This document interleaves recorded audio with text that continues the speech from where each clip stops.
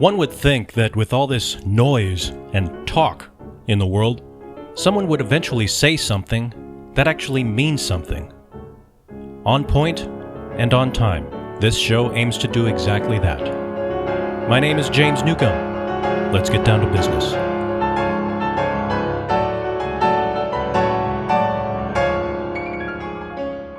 This is James Newcomb, and we have Dr. Zachary Porcu on the call. He's the author of Journey to Reality, Sacramental Life in a Secular Age.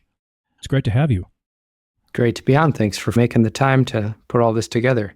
So I guess I'd like to begin with asking, what was your thought process, or what need did you see in the marketplace, for lack of a better term, that brought this book into being?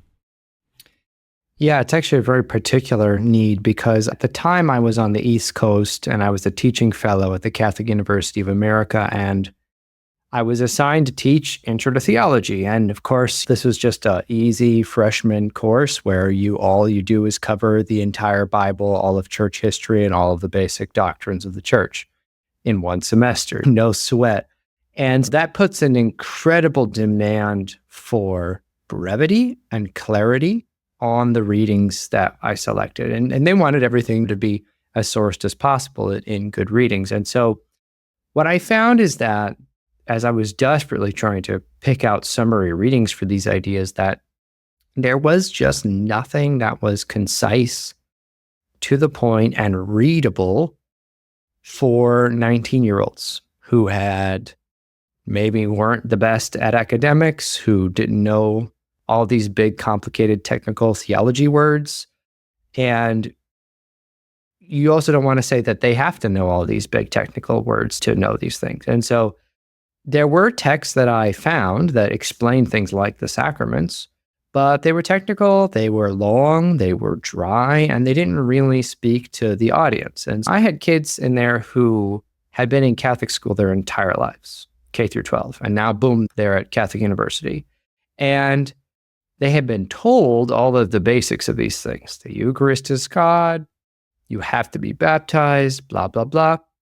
They know the what, but they don't know the why. And there's no conceptual framework for why any of this has to be the case or even makes any intelligible sense whatsoever. And so to address this, I started writing what I called articles. I'd write this short little couple pages for the week's reading, just to explain what on earth we're talking about. And what I realized right away was that I couldn't just say the what, and I couldn't even say the why without first taking a giant step back and addressing worldview stuff. How do you view the world?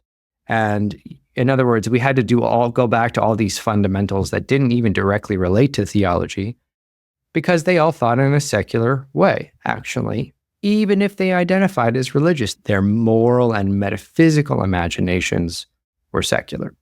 And everybody's is. If you live in the United States or in the Western world, your moral imagination is going to be more secular than you are even aware of. And so as I wrote these texts, I wrote a few, and then the next semester I revised them and I wrote a few more, and then a few years in, and I had a complete text that had rapidly taken over most of the reading of the class, and that's partly due to the encouragement of the students. They loved it. One girl raised her hand and was like, "Can we read more of this?" And I was like, "There isn't more. Also, we have to read the Bible too," stuff like that. So they loved it. And then when I moved to the West Coast and I started teaching at the University of St. Catherine, I taught a course on the philosophy of religion that was just this book in its more or less semi-completed form. And what was great about this is that it was trial by fire with the young people. If they didn't understand something and all the reading reflections were wrong, I went back and rewrote it. And if something didn't click with them at all, they're like, "We don't get this, stupid." I'd be like, "Great," scrapped it, rewrote it. I did this over and over again for 5 years on schools on the East and West Coast before I brought the book to Ancient Faith. And what I ended up saying to myself was, more people than my undergrads want the Orthodox worldview broken down in this way. And I found it was very helpful to hand to inquirers, to even to catechumens, to people whose, let's say, parents are mad at them for converting to Orthodoxy and want to know what the weird cult is that they joined. The book is very readable, and it's interesting how sometimes you read something that is academic and your ego gets a little bit of a boost thinking, oh, I can handle this word that's got 10 syllables. Yay me. But at the end of the day, it's really what is the most, what can be broken down into the simplest terms is the most effective way of communicating. One of the first concepts that you mention in your book, the first chapter is titled, What is Christianity?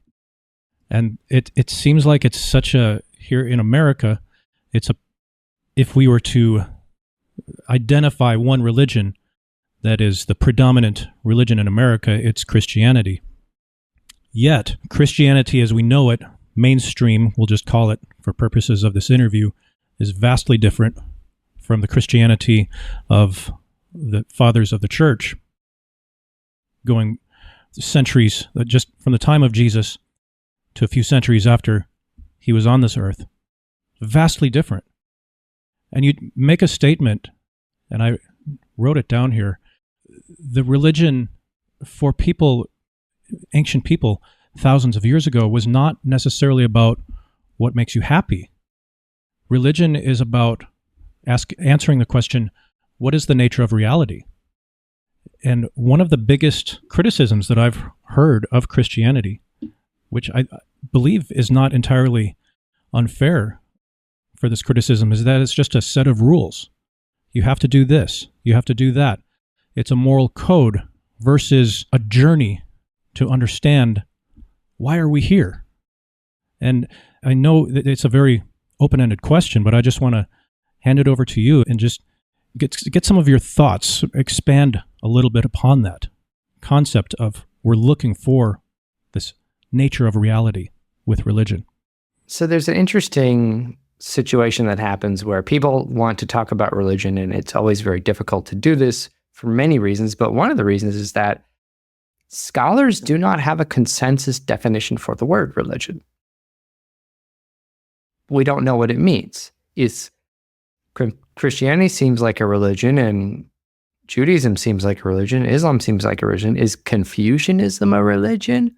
It's more of a philosophy. How about communism? Soviet communism looks very religious. They even commissioned icons of Stalin, Russian-style icons of Stalin. Is that a religion? I think the better word to use for all of this, the word we really want to use, is worldview. Everything is a worldview. Christianity is a worldview. Communism is a worldview. Atheist materialism is a worldview. All these things are worldviews. And the most fundamental question, if you're going to try to talk about anything, is worldview. How do you view the world? And whatever your answer to that question is, affects literally everything else. Politics, sex, family, hobbies, biology. Science depends on your worldview too. And science can become its own worldview in various ways. So when we're looking at religion, what we're really looking at is worldview. How do you view the world? And that's a basic question. That's a super practical, fundamental question because it affects everything else. And so while you might derive rules and codes of conduct from a worldview, like if your worldview is that the 12 gods of Olympus rule the earth, then you're going to come up with some rules that involve not pissing them off, right? So those codes of conduct are derived from the worldview, but the worldview is first. It's the basis on which all of these things happen. And you would never criticize a worldview for deriving codes of conduct from its premises, because if the world is X way, we should probably act in Y way. That's just a basic way of thinking about the world. The criticism that people have that Christianity is just a bunch of rules are people who, for one reason or another, often because of the confusion about what Christianity is, no longer see a connection between how I ought to behave and what is the nature of reality, usually because the thing that's upstream, the what is the nature of reality, has been obscured or lost or confused beyond recognition, which is what I argue in the first couple chapters of my book. You mention extensively, it's like the cornerstone of the book, is this term arche. And I believe it's a Greek term, unless I don't recall correctly, but you use that, is it right? Okay. You use that term throughout the book, and it's a term that I hadn't heard of before reading your book. So there, the job of the book is complete. But I think if I were to just try to explain arche in my own understanding, just from cursory reading of just your book, I would describe it as just like the essence of divine energy. And it's the energy that gives all of us, humans, animals, plants, energy. And it's also how we, or as the early followers of Jesus and the first church fathers thought of Jesus, he was the arche. And I feel like I'm confusing myself just explaining this. So this is why I have you on the show, so you can help us clarify this. Tell us, what is the arche and why is it so important?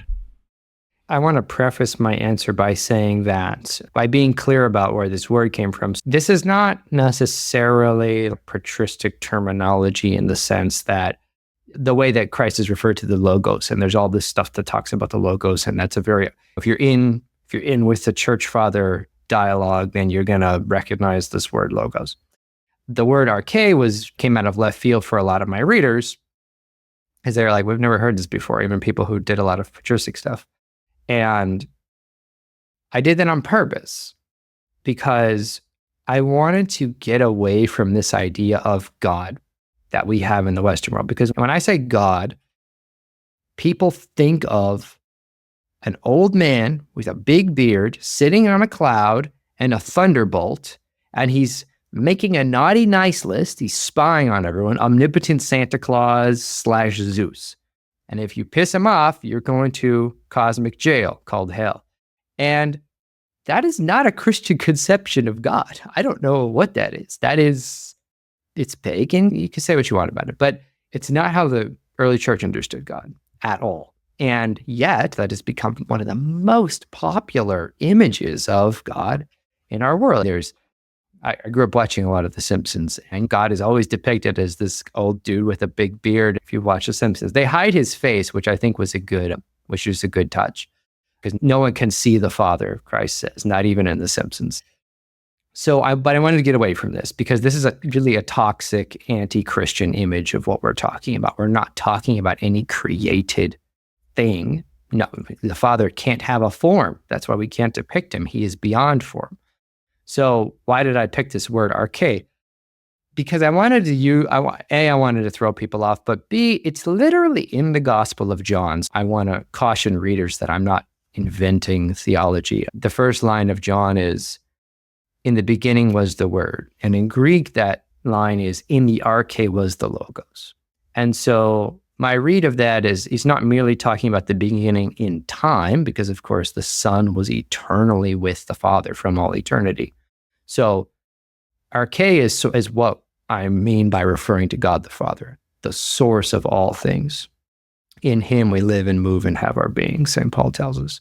So he is God the Father, the arche. He is not merely the divine energy. You say that. He's at least that. He is something like being itself, or the source of all being, or existence itself. And in fact, and I don't get into this in the book, but some of the church fathers even go so far as to say that God doesn't even have existence, because existence is something that creatures have. Created things have existence. God is even beyond that concept of existence. Now, they don't mean that there's no God. They mean clearly that there is a God, but that to even say that he exists is to make him too close to us, in the sense that we exist, God exists. No, we don't have the same level of existence. The point of starting here, and to turn back the clock on Santa Claus God, is to start from an idea that all pagans would recognize. Hinduism believes in the arche. They don't call it the Arche, that's a Greek word, but Hinduism believes in the Arche. Greek monotheists believe in the Arche. Plato probably believed in the Arche. It was so rational to thinkers, any thinking culture in the ancient world, that there had to be something that was the source of all being. Aristotle calls it the first mover or the prime mover. There's so many pagan conceptions for this. They all get it because it's actually intuitively obvious if you start thinking about it. And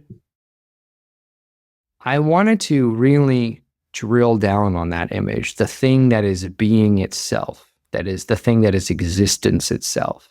And I use this in personal language for a while for the first chapter until I do the Christian switch. And I say, but, and this is the part that I don't want people to get confused by this. I'm not advocating for the force or something like that. Christians also believed and believe that the Arche is not just a force or a principle or something impersonal, but a person. That's the whole paradigm shift that everyone needs to freak out about. Because when the ancient Christians brought this to their Greek interlocutors, they said, listen, the Arche isn't just a principle or the one, like Plotinus would say or whatever. It's a person. And beyond that, it's a trinity of persons, a triunity. And beyond that, one of them became incarnate as fully human. That's three things that were just like blowing pagan philosophers' minds. This was complete crazy talk. To talk this way was ridiculous, contradictory. This is why Paul says that to the Gentiles, these things are foolishness. It makes no sense at all to say that the Arche could become man. And I was hoping to present some of that magnitude to the reader because I wanted to recapture the original wonder and glory that the early, let's say, Greeks would have encountered upon hearing the gospel. Because if you try to preach the gospel now, you say, hey, do you know about Jesus? Whoever you're talking to is going to be like, hey, old man, mad at me, God, something. Right? Pop culture images are going to flood into their mind. And there's no wonder, and there's no sense of awesomeness and glory. And there's no sense of the magnitude of what we're talking about. So that was my hope, is that using that word, I could get away from those images and get us more on track with an authentic reading of what we're talking about. So what you're saying is that the Arche is a concept or a being that any religious person would have understood to some form, not using that exact word. But maybe, I would say probably many. I don't know about every religion, but yeah. Many, not every. Yeah, for but sure. It was more common. It was common among anybody who had an inclination to think about any being beyond human beings. The thing that's beyond being itself, that's in some sense. But yeah, more or less. Yeah, and that's one of those things. It's just, we can't comprehend that. We live in our own reality, and we have our own lives and our own problems. And then you listen to a podcast like this, and you have some guy saying something about a being that is beyond being. It blows your mind. But that's the whole point of religion. That's what makes it exciting.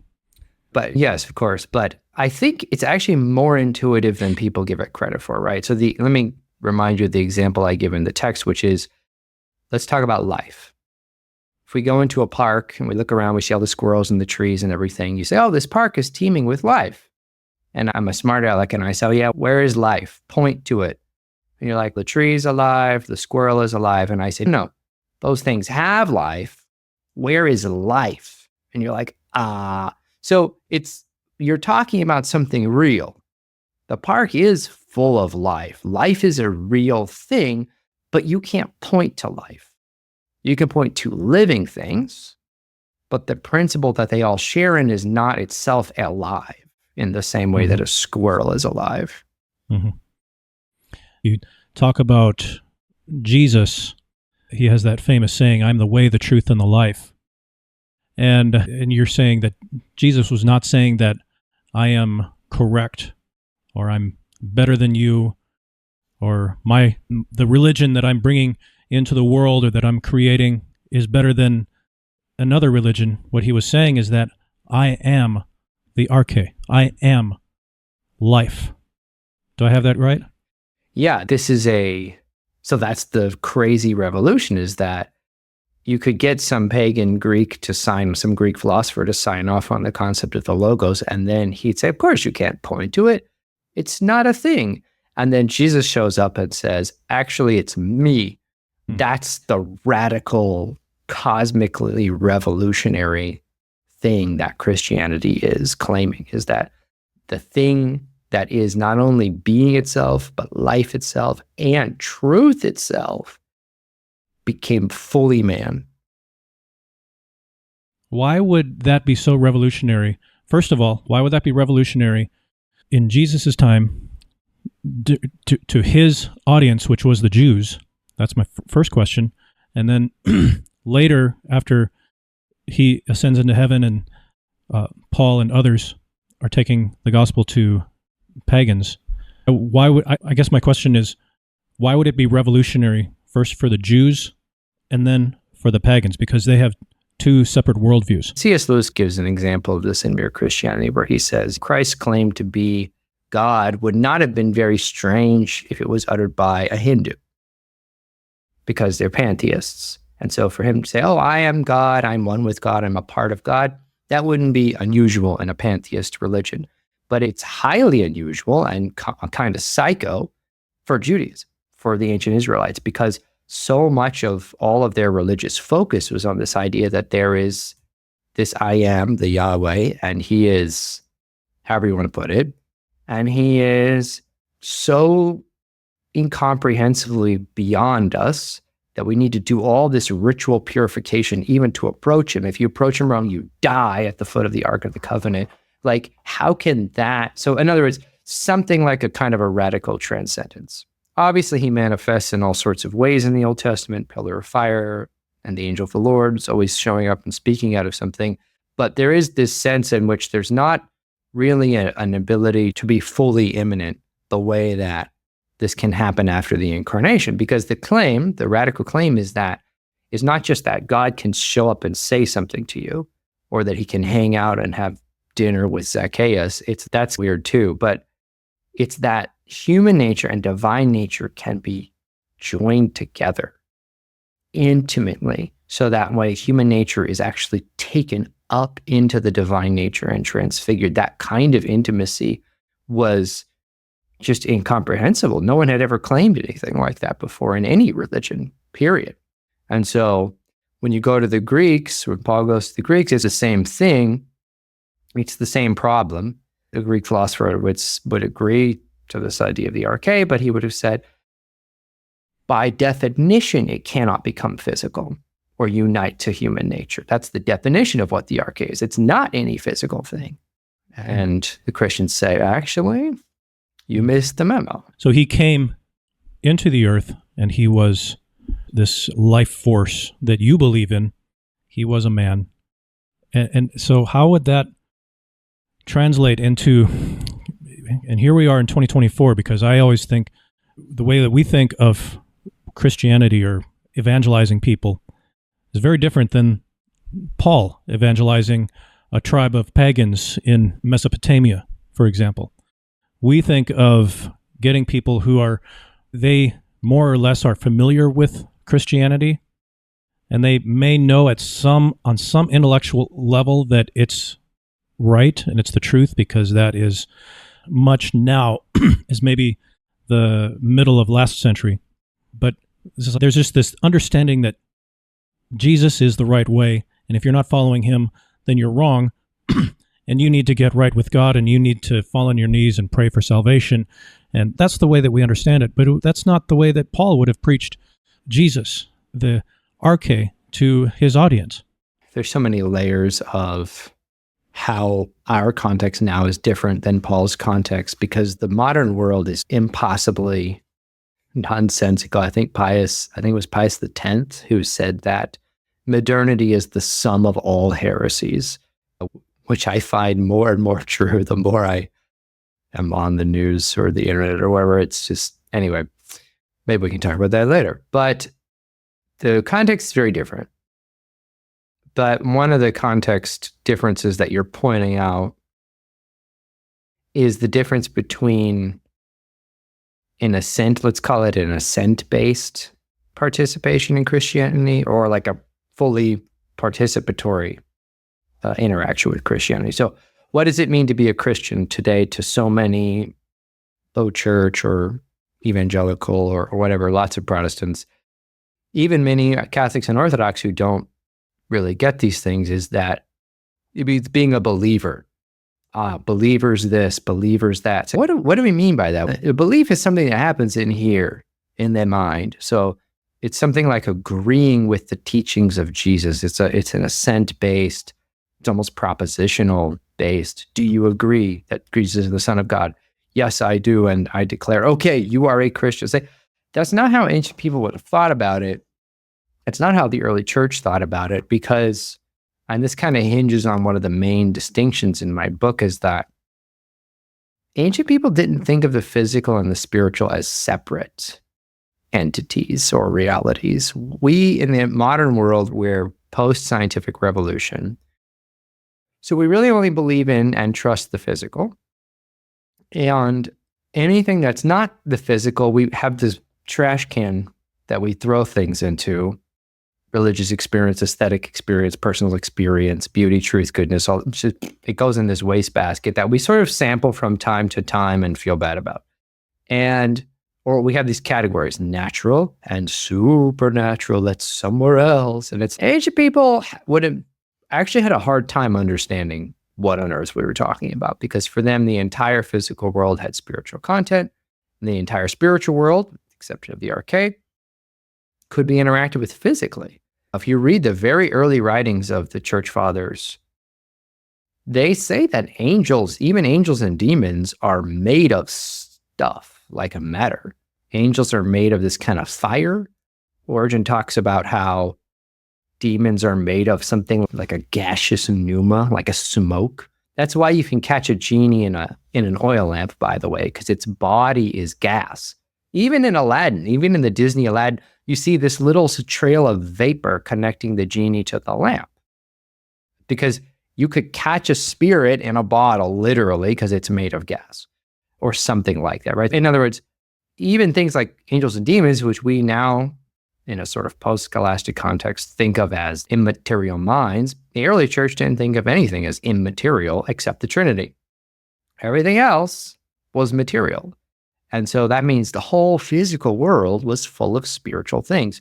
So if I say, yes, I believe in Jesus, it's like, what are we talking about? What does that do for anything? So what I'm getting at is, the way you became a Christian was not reading a text and assenting to it. It was participating in the sacraments and physically becoming grafted in. All this imagery in the New Testament, the vine being grafted in, and especially all the sexual imagery, the wedding feast and the bridal chamber. The Bible is constantly using sex as a metaphor, and it's not a non-physical metaphor. It's going for a highly physically intimate analogy for the sacramental union of the church with Christ, because it's physical and it's spiritual, just like sex is physical and spiritual, even though the modern person wants to deny that connection, because then you can't have casual sex if there's a spiritual component to it, obviously. But no, everything's spiritual and physical. So this is a roundabout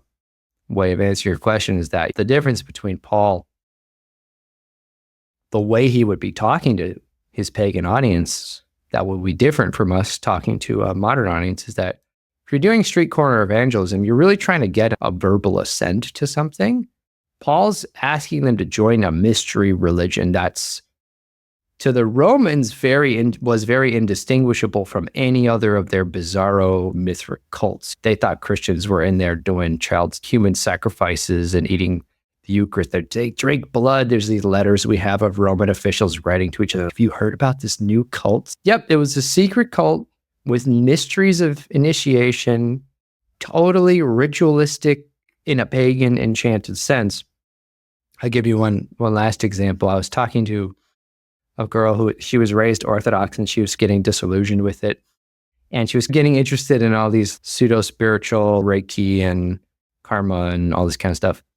And she was getting this draw to fashionable American light occultism, let's say. And I just laughed at her. I said, you know what the most occultic pagan thing you've ever done in your life is? And she said, what? And I said, attend the divine liturgy. Because the divine, and I didn't mean that to say like Christianity is occultism, but what I meant to say is that to a secularized American, the liturgy is this enchanted ritual act where we summon a mighty spirit.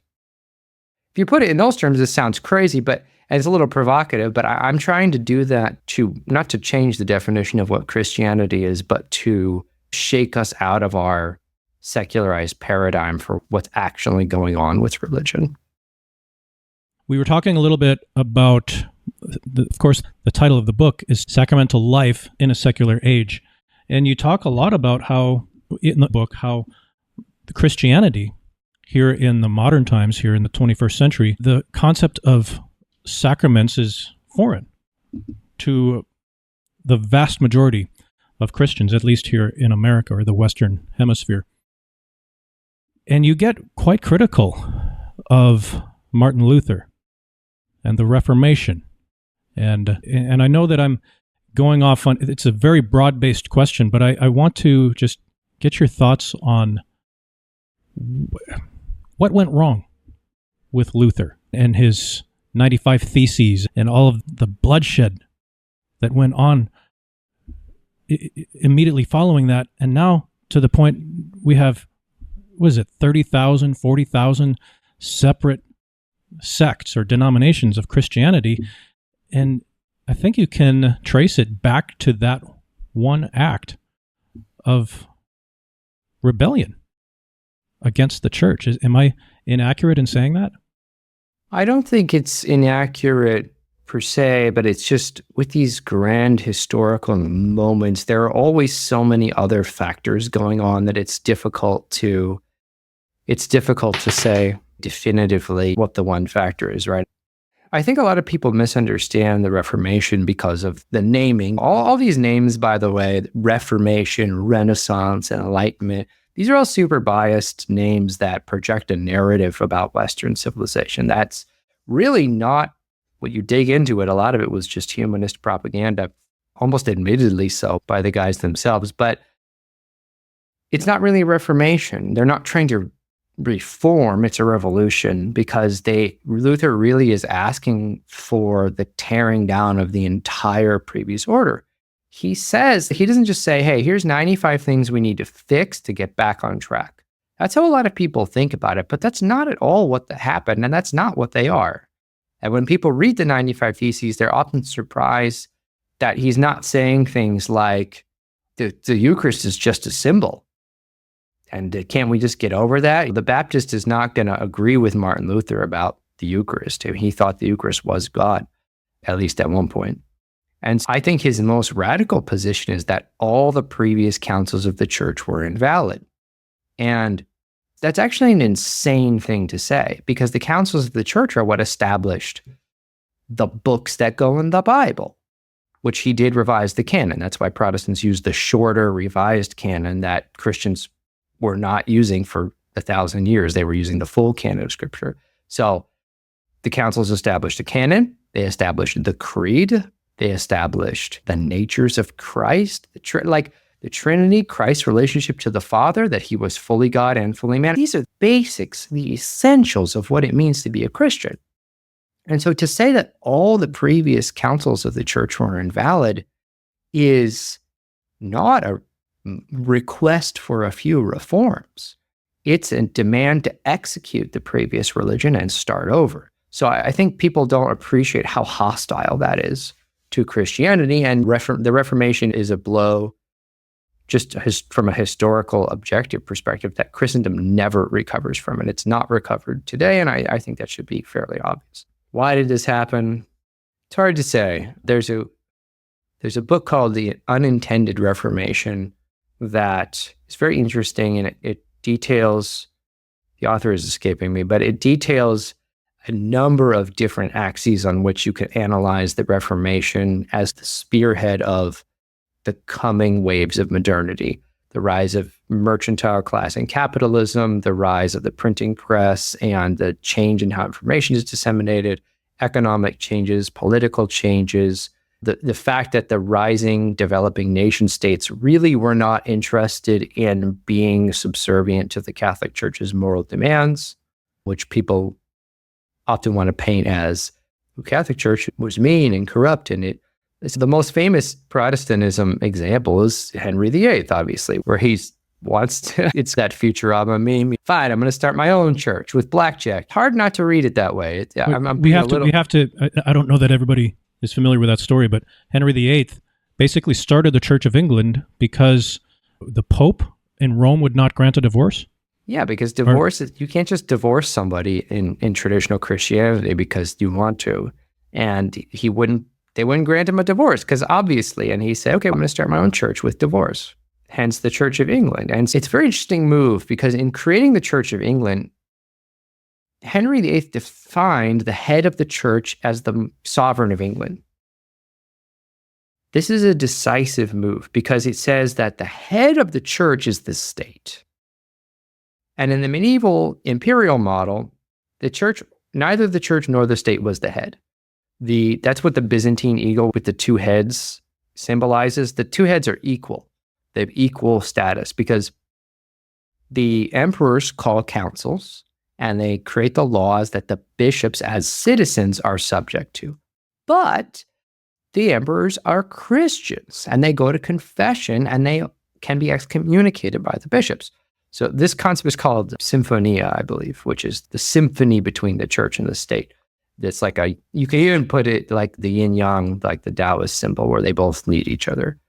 But in modernity, all of these churches, like the Church of England or the Church in France, get redefined to be extensions of the state. So the state actually takes over and becomes the head of churches. Or the state, like in Germany with Lutheranism, cuts off the church from having any say in culture. And so you might say that this is something scholars argue about, you might say that Luther is just the catalyst moment, and there could have been any other catalyst moment, in a situation where the developing nation states really wanted to have total sovereignty within their borders, and they did not want an extra governmental body holding them accountable. And so that's why every single state, more or less, in Europe either absorbs the church into a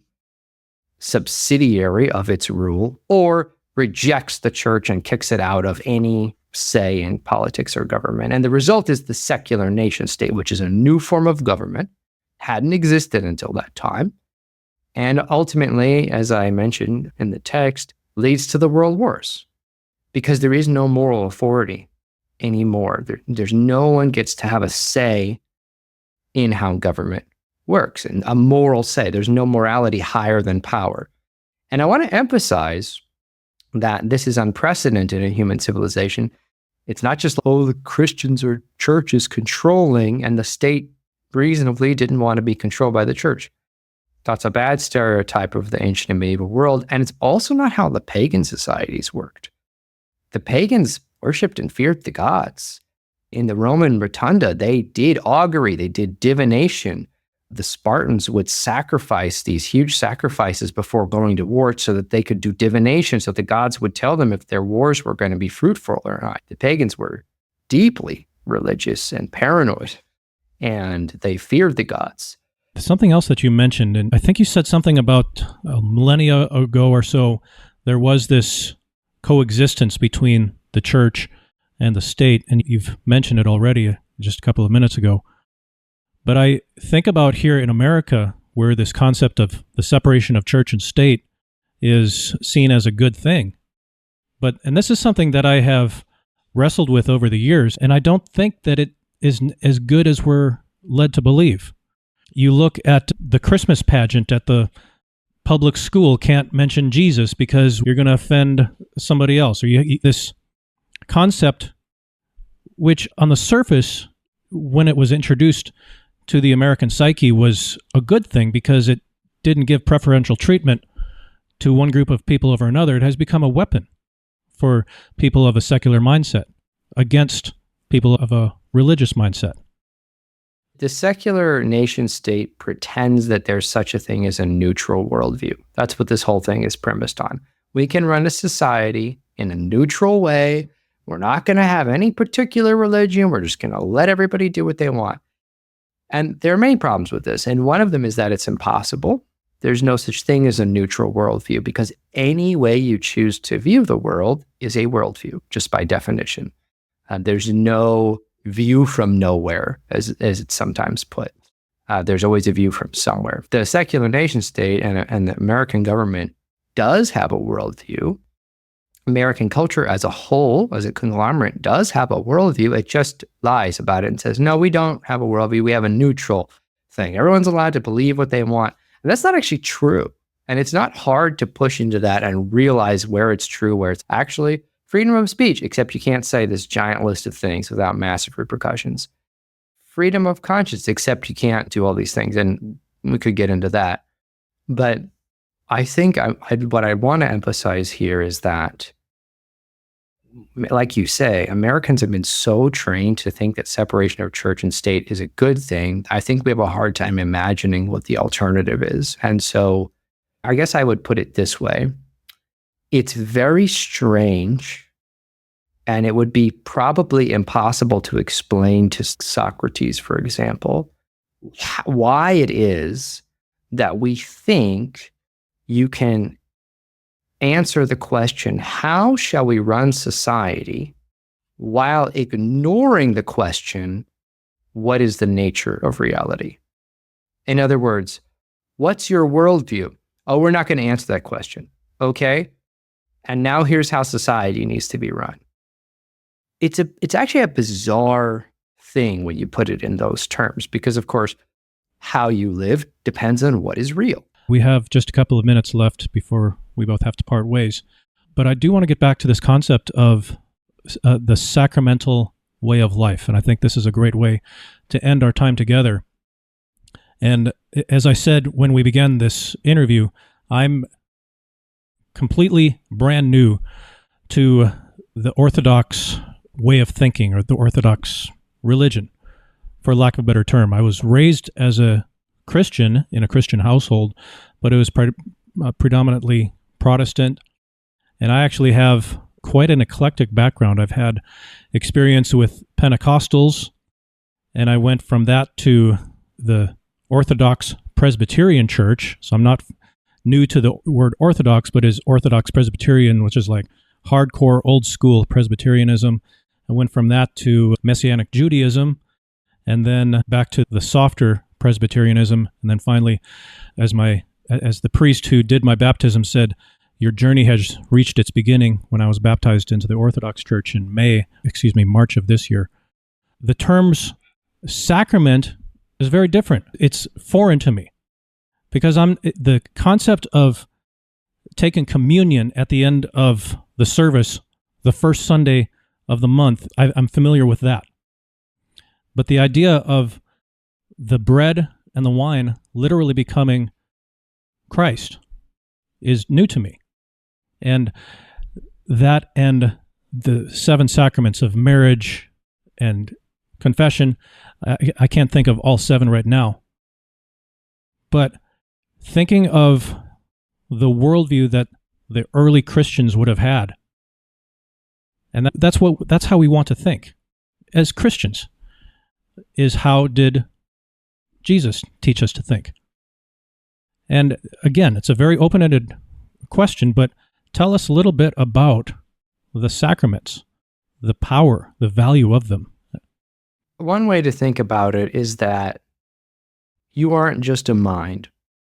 That's why agreeing with the teachings of Christ or whatever XYZ thing is not really the whole story. You're a body too. That's what the resurrection shows us. Christ shows us his hands. Christ shows us his side. He's a body. He says, give me some fish and I'll prove to you that I'm not a ghost. You as a body and a mind and a soul need to be redeemed. You need to be united to Christ. And religion is a matter of intense physical intimacy as well as emotional and spiritual intimacy. And so it's actually quite intuitive to an ancient person that a religion would involve physical rituals that have spiritual effects. You could say that they were all superstitious, or you could say whatever. I like to talk about them in terms of believing in an enchanted world, which means a physical world that's full of meaning. Every physical action has physical meaning, not in the sense that it's a symbol, because we don't do these things because they remind us of stuff. We do these things because, and I don't want to freak anyone out by putting it in too occultic of terms, but we really, all ancient people believe, including the ancient Israelites, they did this in the Old Testament, believe that there was something like a magical code to the universe. And if you performed the right physical actions with the right physical objects in the correct ways, that you would have spiritual effects on yourself and on the world around you, and physical effects. It's all over the Old Testament. When Moses raises his rod up so that way the Israelites defeat their enemies, I don't believe it says God doesn't just smite them. It's not clear what the connection to God is. Moses' staff is an enchanted object. He holds it up and the Israelites prevail. That's just ancient enchanted thinking. It is very physical. Like, they have to come and hold Moses' arms up. The physical thing is what matters there.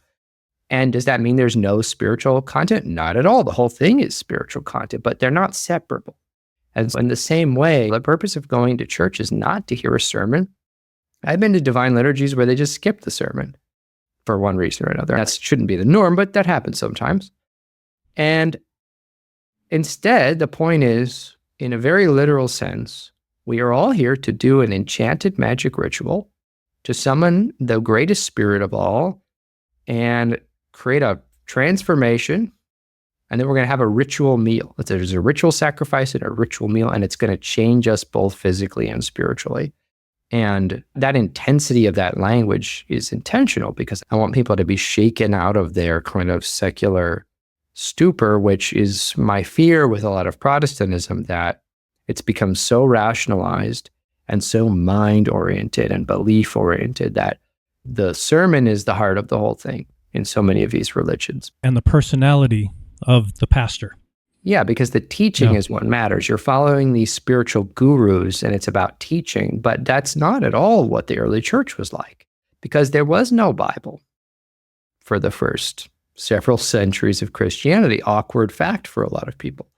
There was, however, a community of living persons who passed their life on through physical touch, through the laying on of hands. That's how more apostles were made, through baptism and communion. And the sacraments, that's Latin for mysteries. And the mysteries are things, as I say in the text, that it's not that you can't know what they are. It's that you can only know them by entering into them. And that's why when St. Andrew, and they discover the Christ, they go to Nathaniel, and they say, "We found the Christ." He's very skeptical. Can anything good come out of Galilee or whatever? He won't do it. They don't argue with him. And they don't say, "All right, fine, man, you do you, we're out of here." They say, "Come and see." We've gone to religion and politics all in one podcast. It's like the two subjects that you're supposed to avoid. We managed to get them in. Hopefully, people aren't too offended, but our guest is Dr. Zachary Porcu. He's the author of Journey to Reality, Sacramental Life in a Secular Age. And hopefully, if this podcast at least got you thinking a little bit about things, that if it makes you think about things a little bit differently than the way you did before, and you want more answers, then this podcast has served its purpose. Buy the book. Do yourself a favor. It's on Amazon. Just go to Amazon and type it in, or type in Zach Porcu, and it'll come right up. Find the show notes at jamesdnewcomb.com, and you can find all the links there. But Zach, it's been great. Yeah, thanks so much for having me on, James. It was really fun.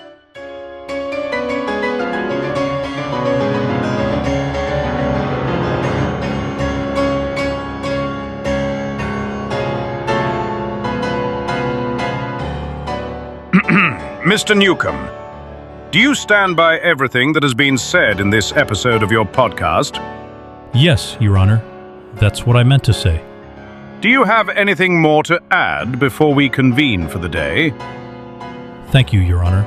I'd like to remind our listeners to visit my personal website, jamesdnewcomb.com. There they'll find a bevy of materials related to me and my work. Did you say a bevy of materials? Yes, Your Honor. That's what I meant to say.